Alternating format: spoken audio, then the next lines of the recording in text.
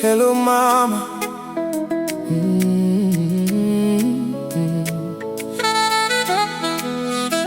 Hello mama. Muri kundinzwa zvakanaka here? Ndini mwana wenyu ndafona.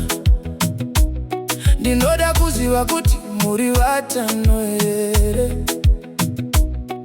Varisei vamwe vose kumba ikoko? Moyo wangu warwadza kuti ndirare ndisina kukukwazisai. Ndadzamirwa nepfungwa zvekufunga kumba kuna mai. Dai ndaiva nemapapiro, ndairara ndasvikako ndamboyamwa. Ndakazvirumura ndisati ndapedza kuyamwa.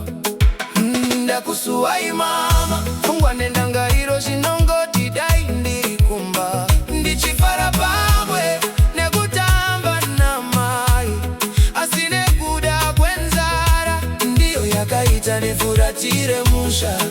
Ndapota musanditire, zvikangobatana munondiona ndasvika kumba. Ndakusuwai mama, pfungwa nendangariro zvinongoti dai ndiri kumba, ndichifara pamwe nekutamba namai. Asi nekuda kwenzara ndiyo yakaita ndifuratire musha. Ndapota musanditire, zvikangobatana munondiona ndasvika kumba. Dzimwe nguva ndinonzwa izwi renyu richiti, asi unoda kundiwana ndavarinda here? Dai waitawo wambodzoka kumba ndakuona, ndoita kunge ndakazvarira sango here.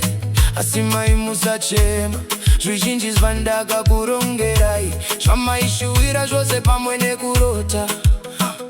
Ndosaka ndiri kushanda kuti tizokohwa mufaro. Chishuwo changu kuona muchipembera. Ndakusuwai mama, pfungwa nendangariro zvinongoti dai ndiri kumba, ndichifara pamwe nekutamba namai. Asi nekuda kwenzara ndiyo yakaita ndifuratire musha. Ndapota musanditire, zvikangobatana munondiona ndasvika kumba. Ndakusuwai mama, pfungwa nendangariro zvinongoti dai ndiri kumba, ndichifara pamwe nekutamba namai. Asi nekuda kwenzara ndiyo yakaita ndifuratire musha. Ndapota musanditire, zvikangobatana munondiona ndasvika kumba.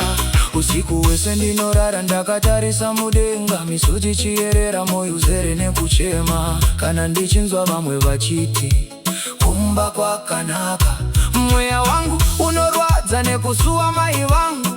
Ndichiri kuyeuka mai ndimutsa mangwanani ngwanani, muchindinyaradza ndarwadziwa neupenyu. Nhasi ndava kure nemi ndichitsvaga mafuro manyoro, asi rudo rwenyu mai ndirwo runondichengeta. Dai maiziva kushushikana kwandiri kuita, meindinamatira kuti ndirambe ndakasimba. Ndinovimba rimwe zuva ndichadzoka kumba, ndinovimba ndipo pachazorora moyo wangu. Ndinoti Mwari dai vakuchengetai nekusingaperi, mugokwanisawo kukohwa zvamakadyara. Zvinova ini chikomborero chenyu. Ndakusuwai mama, pfungwa nendangariro zvinongoti dai ndiri kumba, ndichifara pamwe nekutamba namai. Asi nekuda kwenzara ndiyo yakaita ndifuratire musha. Ndapota musanditire, zvikangobatana